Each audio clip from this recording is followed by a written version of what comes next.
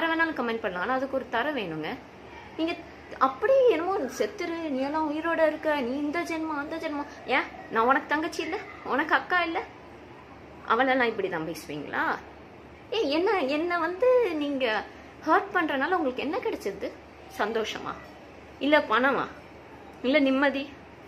சரி, அதெல்லாம் கூட வேணாம். உங்கள் வாழ்க்கையை அடிச்சனா உனக்கு இல்லை உங்களுக்கு இல்லை எனக்காக கமெண்ட்லாம் பண்ணுறீங்களா கெட்ட கெட்ட வார்த்தை, அவங்களுக்கெல்லாம் வந்து என்னால் நஷ்டம் ஏற்பட்டுச்சா?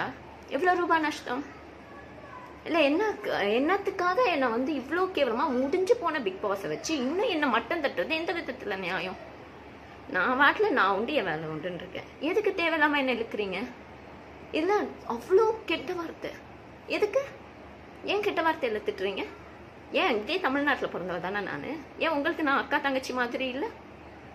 அவ்வளோ கேவலமாக திட்டுறீங்க. என்னால் பார்க்க கூட முடியாது சில கமெண்ட்ஸு. என்னால் உனக்கு நஷ்டமா? என்னால் உனக்கு வந்து என்னை திட்டனால உனக்கு சந்தோஷம் கிடைக்குதா? உனக்கு நிம்மதி வருதா? அப்புறம் ஏன் என்னையா நான் தப்பு செஞ்சுட்டேன்?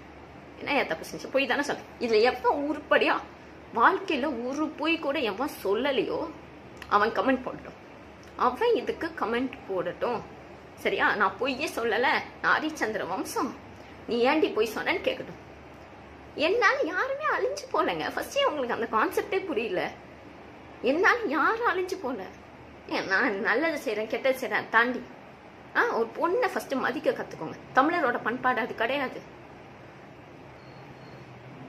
இதுக்கு மேலே திட்டதும் இல்லை என்னை வந்து அசிங்கமாக பேசுறது எல்லாம் வந்து உங்கள் இஷ்டம். ஆனால் என்னோட மனசு, நான் ஒவ்வொரு வாட்டியும் ஒரு கெட்ட கமெண்ட் வாசிக்கும் போது என் மனசு வலிக்குது.